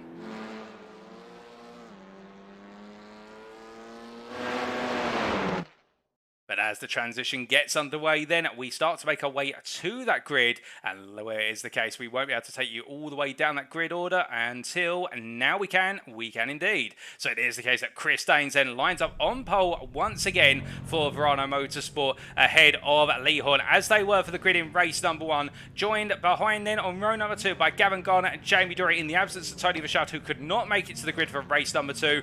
Robert McGregor and Ben Bennyworth line up on row number 3. Our Pro-Am winner there, P6. Matthew Addy and Andrew Holmes on the 4th row, followed by what is John Higgins Senior and Nigel Stock on the 5th row, John Higgins Junior and David Whitehouse behind on the 6th row, and then we have on our 7th row Paul Scott and John Burnham, followed by on our final row Matt Emmons and Gaz Will. We're missing 2 drivers taken to the grid this time around. It is a case we hope for them to return in what is race number 3, but with only moments to go here until we go racing once again. We clear the grid away, and now we do get ready for the lights countdown here. We're only waiting on one more driver to take to the grid, and once they're in place, here we go then, ladies and gentlemen, race number 2. 1 red light, 2 red lights, 3 red lights, 4 red lights, 5 red lights. And it's the lights out and away we go for race number 2 here at Circuit Zandvoort. Chris Danes once again gets a good start, but look at Gavin Garner this time going on the offensive, trying to go round the outside and the charge up towards turn number 1. As they head into the braking zone here, Lee Hall covers off Gardner under braking. He gets it hooked up, and meanwhile Jamie Dorey trying to get into the fight as well as they all roll their way through the opening hairpin and head their way up towards turn number 2. But as they do, you can see Ben Bettyworth here, much like in race number 1, battling Matthew Addy, but Addy this time able to go round and get the P6 done and dusted right at the start. Bettyworth there on the outside line. That's going to enable Andrew Holmes to try and come through as they make their way on around and up towards turn 7 they charge. Now as they head in the long run here, they start to settle down into some sort of order, although I say that Paul Scott finally backs out there versus Nigel Stock through the kick of what is 5, and into 6 they come, and as they head up into the right hander here of turn number 7, everybody now settling down into that line of stern order as they roll the way up towards turn number 8. But of course this is the calm before the storm, in the fact that we could see some more moves occur, as we do see there John Higgins Junior going past Higgins Senior. It's the case the two of them swapping places here, but look at Nigel Stock trying to go all the way out the inside. Oh goodness me, and Higgins Junior turned a little bit there by Higgins Senior, and the pressure building as Nigel Stock now tries to get in amongst the 2 HSR drivers, but in doing so Paul Scott tries to go around the outside of him for what is affecting P2 in the Pro class, but he can't quite find it as they make their way out to turn 10 and up towards 11. But as they charge all the way up towards the chicane, it is the case they now all line up here into the braking zone. I say that Andrew Holmes on the outside of Ben Bettyworth, and he's trying to get this move done. He's trying to get that P7 sealed here, but Ben Bettyworth is going back at the Hyundai Elantra driver. And as they make their way up into turn number 13, it is the case that Ben Bettyworth continuing to fight here, and whilst he doesn't necessarily need to fight for what is that P7 position, given the fact he's battling with pro drivers, he's going for it anyway. And as they come to the end of the final corner of the first lap, it is the case that Chris Danes leads as they make their way down towards turn 1 once again, ahead of Lee Horn P2, Gavin Gardner in P3, followed by Jamie Dorey P4. That's your top 4 breaking away. There is the case 1.5 seconds back. We have Rob McGregor being pursued by Matthew Addy, Ben Bettyworth up the inside, not close enough to go for the move. Andrew Holmes P8 by comparison. Then we've got John Higgins Junior P9, John Higgins Senior P10, and then we have Paul Scott P11, followed by John Burnham P12, then Nigel Stock P13, Gazwill P14, and Matt Emmons in the pit lane. I'm not sure what's happened to Matt Emmons, but he has had to come in. Has there been some damage picked up to the car or otherwise? Well, it's also the case we've got David Whitehouse in the pit lane. Something has happened between the 2 drivers. We're not exactly sure what's happened, but it has gone wrong for the pair of them. But meanwhile, it is the case, speaking of things not going wrong but going right, it's the case that John Higgins Junior here trying to battle his way around Ben Bettyworth, as meanwhile Andrew Holmes under pressure, and this seems to be the case that whilst these 2 have been battling, they've lost time on one another, and in return have really left themselves vulnerable to the rest of the field. But Ben Bettyworth here trying to hold on to position as much as he possibly can, as under braking they go, and it's the case that Andrew Holmes up the inside here for P8 into turn 9. He'll find himself on the outside now into turn number 10. Can he get it done? That's the question. Well, as they roll the way through, reload the overlay, so that way you can see the circuit back in the top right corner of your screen, but you can see that Andrew Holmes being elbowed out, a bit of contact there with John Higgins Senior. The 2 drivers, well, we saw some contact between them in race number 1, and that rivalry continues here as they make their way in towards turn number 11 in race number 2. And as they roll the way through here, it's the case we see Andrew Holmes now has got the pressure of what is Paul Scott behind. Indeed, Andrew Holmes will feel as though he's been knocked about a little bit here, and he won't be too impressed by that. But it is touring car, of course, and we do every so often see those knockabouts between the drivers. The cars can take it as long as they don't do it too frequently. But as they make their way through at turn number 14, the question there in the chat from KTeams of what is which 2 drivers are we missing from race number 1? We're definitely missing Tony Verschaft, and I'm trying to get an update on who else we're missing here. I believe we're missing Thomas Delaney. In fact, I can confirm it's Thomas Delaney who is missing in action as well. But I can tell you one thing that's not missing in action right now: Lee Horner versus Gavin Gardner, and Gavin Gardner right now trying to find that move as we ride aboard the gearbox here of Lee Horn in the run into what is turn number 3. But you can see it's the case as they roll the way out to the corner. Lee Horn holding on for now. He's got that pressure behind him though as they make the way in the long charge up towards turn number 7.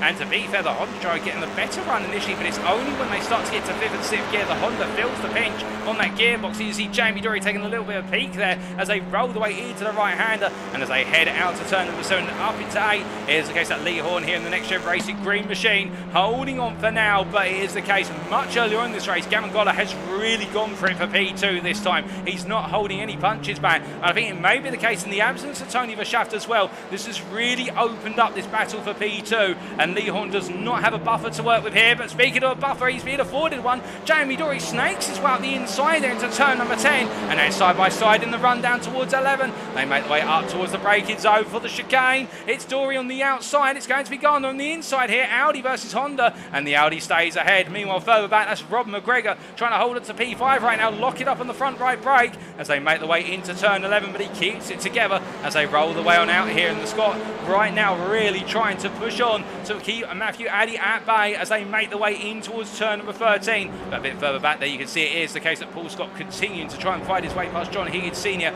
No success so far, but Andrew Holmes has fallen behind the pair of them as they make the way through turn number 14. But as they charge through the long right-hander here and on towards the start-finish straight, 5 minutes complete, still 15 minutes to go. It is the case that battles continue so, and we can see that Paul Scott right now, the Next Gen Racing blue driver, definitely trying to get himself into the hunt for that P9. But meanwhile, Higgins Senior goes defensive here. Scott's going to go all the way round, but he goes very deep on the brakes, unsettles the car, and in doing so, it is the case now Andrew Holmes will be thinking, I can take this place off of you. But then Paul Scott covers it off in the run to 2. Behind them, Nigel's not having had a difficult race, losing 2 places since the start. Running P12 right now. It's P3 in the Prime class. This is not where he wants to be. He wants to be ahead of Paul Scott. He wants to get those points to get himself right back up there in the battle for the top positions in the championship. Running P3 in the Prime Championship right now. He needs to take points off at least Paul Scott. If not, well, it's Ben Bennyworth as well. But Bennyworth seems to be in a world of his own in P7 right now as they roll the way through turn number 7. The sun shines and there's a slightly cooler Amsterdam proximity circuit right now, in the fact that as they roll the way into turn number 8, it is the case the temperatures have come down and the Hyundai Elantra's with it are starting to come up to pace. But as they make the way into turn number 9, it is one of those cases whereby at any moment a mistake could be deadly, and one driver who knows about that more than anybody else is Rob McGregor right now, who has Matthew Addy and Ben Bennyworth literally all over the back of him. And look at the long train here. And I think at the pace this is going, we are going to have at least a 6-car fight for P5. Why I say that, and it's the case that McGregor going slow under braking there into turn number 11, and Matthew Addy brave round the outside there, and that is a critical move for Addy. He's done that at the most important time, because look at the train at the rear of the camera. That's all the way back to where it's effectively P13 from P5. That's 8 to 9 cars in a long line. And as they make the way through the final corner here, it is the case that Matthew Addy needs to try and get this position cemented, because if he finds himself continuing this battle, there's no reason why it's not going to be the case that we could see the likes of the 2 members of the Higgins family, Paul Scott, Andrew Holmes and Nigel Stock in there as well. And McGregor's coming back into turn 1. There's a little bit of contact between the 2 of them there, but to be fair, Addy gives it the space. It's a small tap, and as they make the way out of the corner up towards turn 2, Addy stays ahead for now, gets it hooked up on the exit, and you see McGregor sliding around here with that rear brake bias, so around 41% in the Elantra. As they head through turn number 3, it is the case that right now the Scottish driver really trying to put the pressure on. As they roll the way on out of turn number 3, Paul Scott by comparison in P9 right now, under pressure here for John Higgins Senior, and not being given the opportunity to go chasing after his John Higgins Junior up in P8. And as they make the way up the hill towards turn number 7, you can see all the cars bouncing there as they transition over that road surface change between the kink of 6 and turn 7, where we do have, of course, the other variants of the Zandvoort circuit. And here is Andrew Holmes looking up the inside into turn 8, too far back there, but trying to make Higgins go deep. All he's done is cost himself momentum, and Nigel Stock goes up the inside here. Holmes is going to try and hold it all the way around the outside to the inside of turn number 10. And well, to be fair now, Stock's going to try and do the same, but at the next corner, can he go all the way round? Can the number 30 car get it done? No, he has to back out there and wait his turn once again.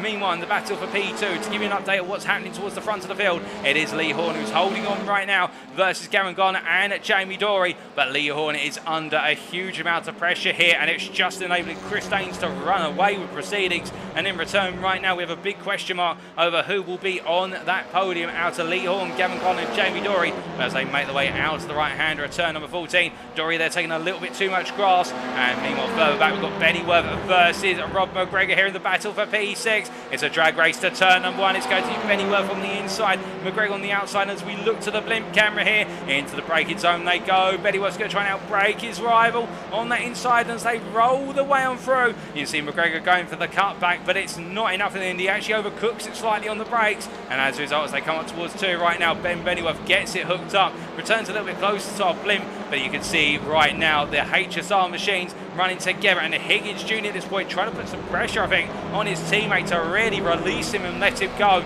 I think Higgins Junior feels as though the car's coming together, and now he wants to be given the opportunity to go hunting after the P6 position as they make the way in the long charge up towards turn number 7.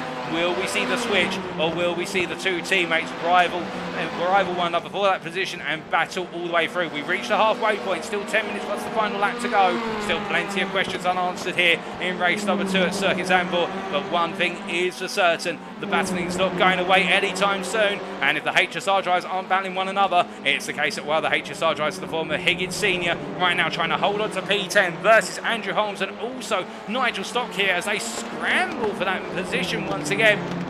But the thing is, it's the case that Higgins Senior just able to defend so well into turn number 9 and cause Holmes and Stock to battle one another rather than being able to focus on passing him. And that is the art of the defensive driving from what is Higgins Senior there. He's just able to make it near impossible for Andrew Holmes to put the pressure on him without at the same time having to feel the pressure from Nigel Stock behind. And as they roll the way out to turn number 12 and up towards 13, they stay as they were for now as we ride on board here with Andrew Holmes. He makes his way into 30. You can see the snap in the rear together as Higgins Senior. The rear coming loose and him having to fight the steering wheel to bring it back together. And Andrew Holmes here staying very close on the run out of 14. A bit of understeering the car that causes him to go beyond the exit curve onto the grass. It'll cost him a little bit of momentum, but not too much here. Still in the drive to his rival, heading up towards turn number 1. He looks to the inside here. He thinks about snapping onto the brakes, but in the end he goes for the outside here, runs all the way through, using the camber of the corner. But in the end it is a switchback he has to try and go for here. Has he got the momentum into 2? This case coming into the right hander. Holmes on the inside. Oh, goodness me.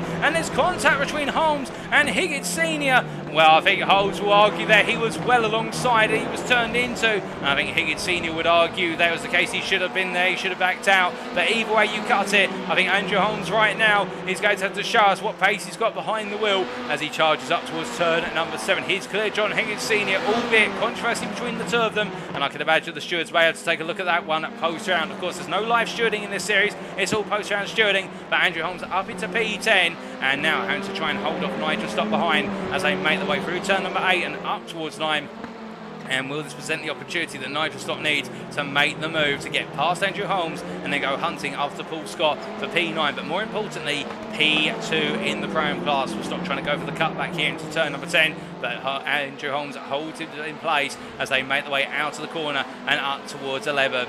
But as they charge up towards the next corner, in that corner right now, in fact exiting that set of corners and making the way out towards turn number 13 is Lee Horn here for Next Gen Racing Green. And as they roll the way through the right hander and up towards turn number 14, it is the case that the Next Gen Racing Green driver holding on, albeit Gavin Gardner continues to put the pressure on. So is Jamie Dorey, but of course for Gavin Gardner right now, you can imagine that in his mind he may be worrying about what pace those Hondas will have in the final 5 minutes. Lee Horn goes defensive into one there. He knows Gardner is close, but as they roll their way through, Gardner can't find a way through, and Jamie Dorey just being the patient hunter here, staying right in the hunt, but not over extracting anything from the car at this point, just thinking about putting those laps in and giving himself that time to go on the offensive right at the end as they roll their way through turn number 3.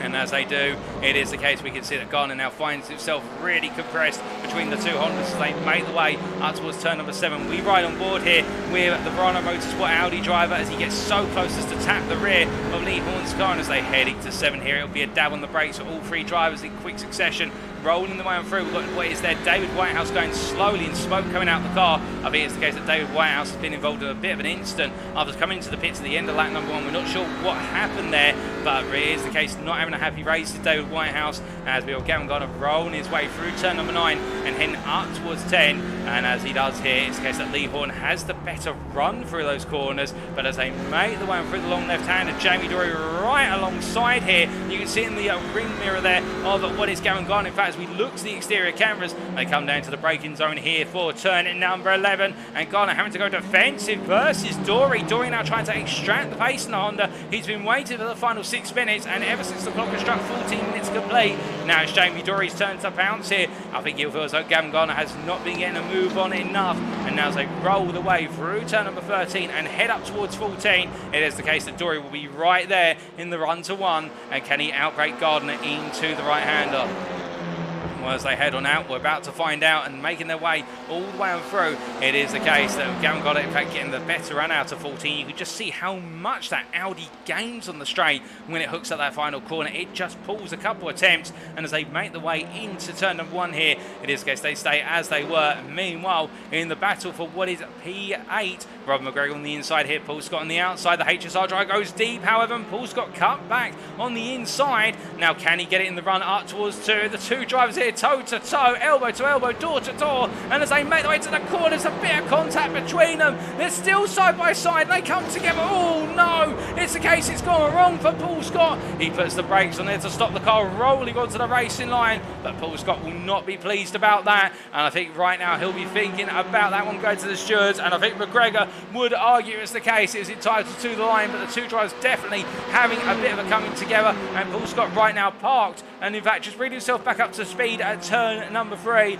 but it has not gone right for what is the Brown driver, and that will promote Nigel Stock up into P2 in the Brown class, and John Burnham up into the podium position with that P3, P11 overall. But right now McGregor just focusing on one thing meanwhile, which is chasing after fellow teammate John Higgins Junior. But it is the case here, HSR really having to come out with all that fighting spirit, and as they make the way through at turn number 10, right now Andrew Holmes by comparison has got Nigel Stock behind, and Andrew Holmes goes a little bit wide there. I think it is the case the Elantra just starting to fall away a little bit as we are heading towards the close of this race.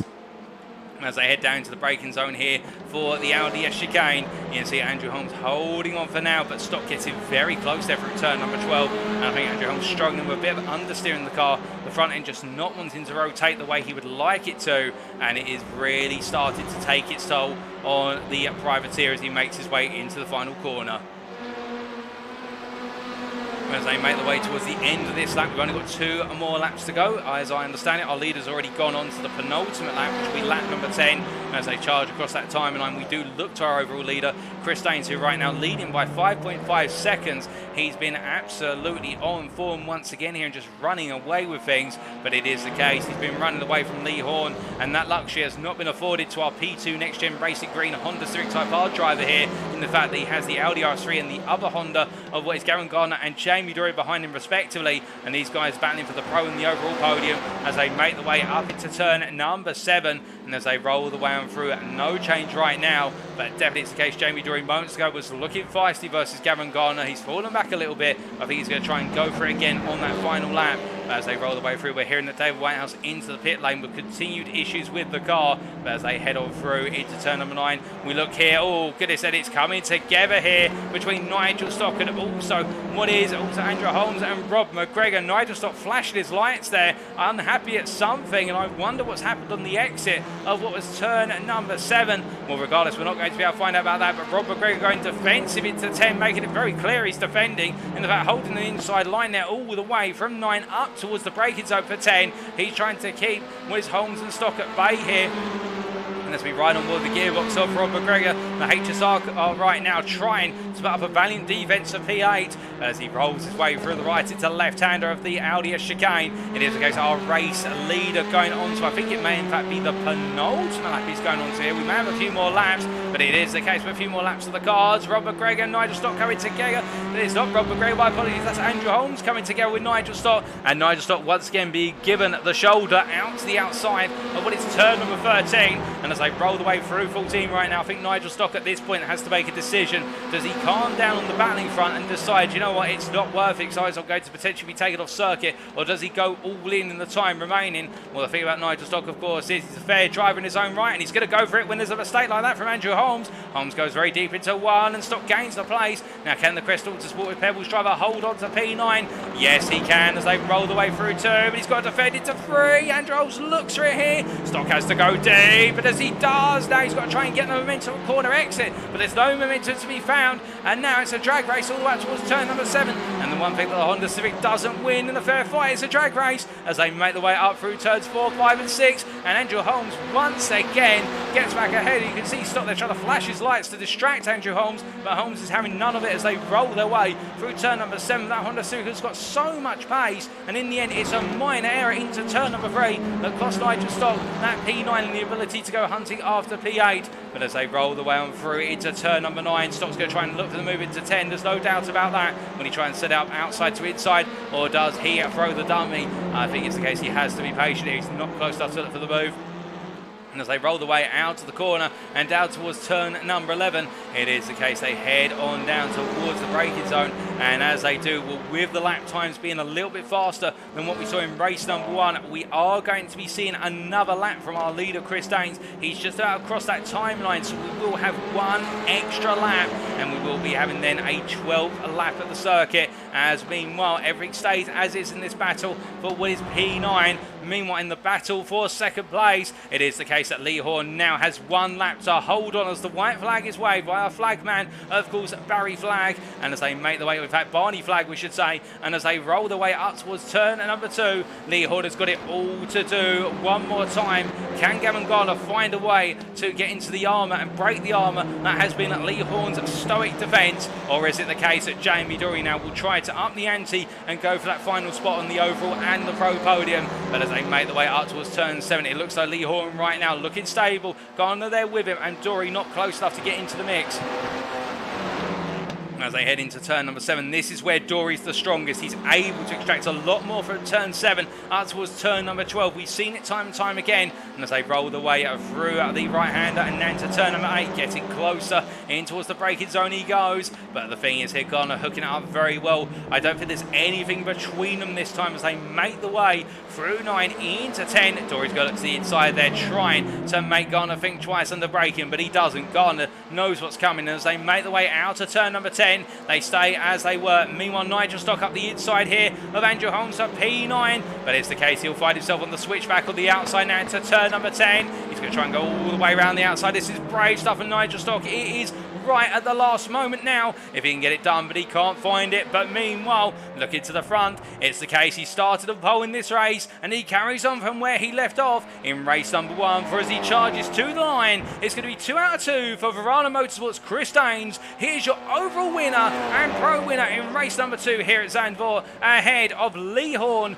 who will take P2 just ahead of Gavin Garner, holding off the Verana Motorsport driver there, the Next Gen Racing driver from the green team. Gavin Garner P3, Jamie Dorey P4, and then it will be Matthew Addy who comes home P5, just ahead of Ben Bennyworth, who in P6 takes the Pro-Am win. Congratulations to the Prime stacking beside the racing driver. John Higgins Junior P7, Rob McGregor P8, Andrew Holmes P9, Nigel Stock P10, and then it is John Burnham P11, and more importantly for him, completing the Pro-Am podium alongside Nigel Stock and Ben Bennyworth. John Higgins Senior P12, Paul Scott P13 as he comes to line. Not happy with how that race played out, uncertain with what happened at turn number 3, and then we have a little bit of a while to go, and to it will be Gaz Will, who makes his way to the timeline now. Here he comes, and he'll be coming home P14 inside the top 5 of the Pro-Am class, and then it will be Matt Evans, the last of our drivers, to finish on the lead lap P15. He crosses that timeline there, and David Whitehouse in the pit lane 5 laps down on P16.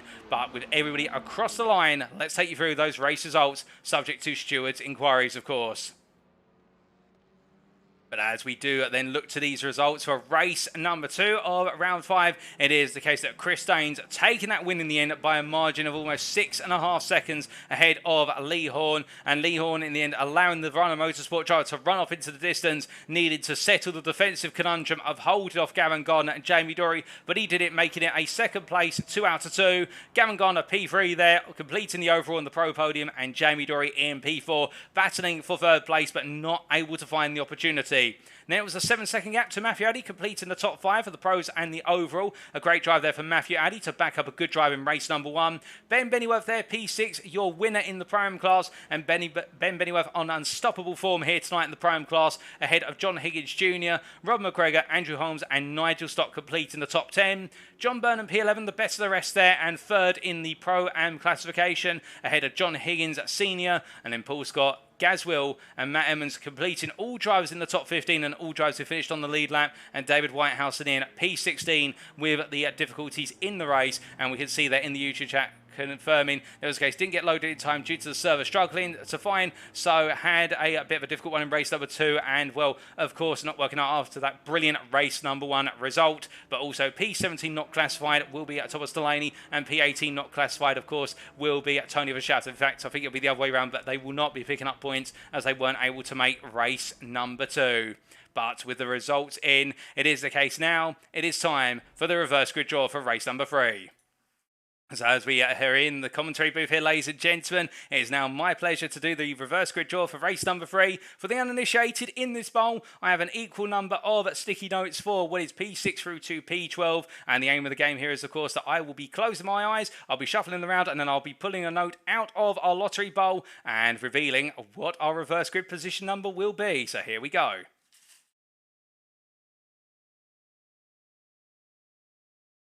Okay, and we have a winner here. And hopefully it's not P6 or P9. Those numbers keep coming up, it would seem, this season. But as we do look to our result here, it is the case. And I believe it is the second time this season it will be P7 that takes the pole position. It will be 7th place that gets reversed from, and that will be John Higgins Junior for HSR Racing, the pro driver who will line up on pole, joined on that front row by Ben Bennyworth. Well, that's the announcement there, ladies and gentlemen. And now we will be back in approximately what will be 5 minutes or so time for the build up to race number 3. Can John Higgins Jr. make a good start and hold on to the win come the finish with the Elantra that has worked so well on single lap pace but not over the race distance? We'll find out all that and more very shortly. We'll catch you soon.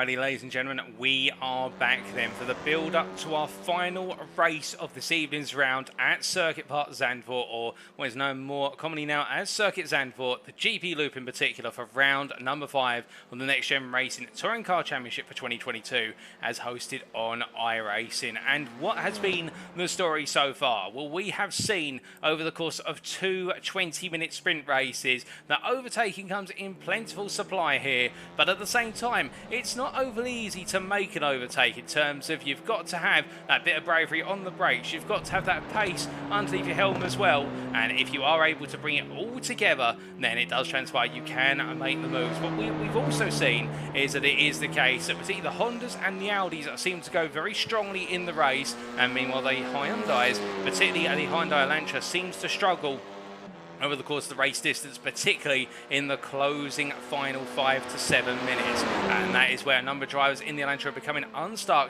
such as the likes of John Higgins Junior, whereby they're having to fight on the back foot rather than on the front foot, not able to take the places, but having to defend the places at left, right and centre. And well, with that reverse grid now in effect, we have a top 7 reverse grid as per the random draw. It is the case that this man, John Higgins Junior, will be lining up on the front row on pole.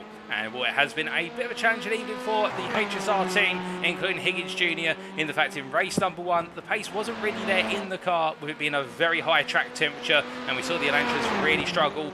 Race number 2, a little bit cooler by comparison, and we saw the Elantra start off strong, but around the 12-minute mark it seems to start to end up losing the pace. And now in this race number 3, as we've made our way further and further towards the evening in terms of the simulated time, it is the case that track temperature, the ambient temperature has come down a little bit further, and this could be the opportunity for the number 5 driver here to really have a major result. Perhaps not win the race, depending on how it goes, but never say never. To be fair, he'll go for the win, there's no doubt about that, but there could be a podium on the cards here for the pro driver, and there'll be a major injection given the fact that he's not had the results he needs to be able to chase after pro championship leader Jamie Dorey right now, the Next Gen Racing orange driver, who, to be fair, has not had things go his way either, in the fact that in both races he's come stuck behind what is Gavin Garner and Lee Horn, and you can imagine that he'll once again now have to try and find a way to cut ahead of them. But the good news for him is, of course, with the reverse grid, he will be started ahead of them, starting in what will be P4 on that grid, and therefore feeling a little bit more comfortable should he get the good launch off the line.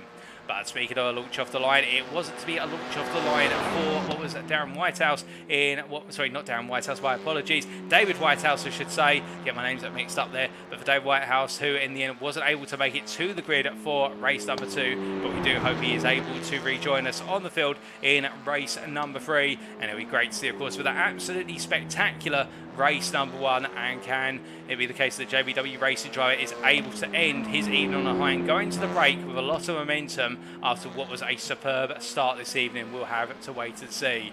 But as we look to Matthew Addy here, of course, finishing inside what was the top 5 in race number 2 with that P5 finish, it'll be the case that he starts at the second row in P3, the Next Gen Racing green driver, and really has had a bit of a quiet evening, to be fair. Less so in race number 1 with quite a few battles, but definitely in race number 2, it is the case now that Britain will need to try and do everything he can in order to be able to convert that good starting position into a potential podium, or at least make it another top 5 on the cards. But we'll have to wait and find out if he's able to do that. But the man with the plan right now, it would seem, particularly in the Prime class, is Ben Bennyworth, who's not currently out in the pit lane or indeed on circuit. It's the case he's currently off circuit, but Bennyworth absolutely flying, and it's to this man Nigel Stock who will not benefit from the reverse grid. It will be the case that he'll be starting as where he finished last time out, whereas Bennyworth will be starting on the front row. But can Nigel Stock potentially dig deep, clear the rest of the prime field early, and then go hunting after Bennyworth over the distance? It'd mean a lot to Nigel Stock. He's put the pace over Paul Scott, so he's gained on one of his rivals in the Prime Championship, but he needs to try and find a way to gain on the other one of his rivals, particularly the championship leader as it currently stands going into this round, where Bennyworth definitely seems to be carrying that momentum forward.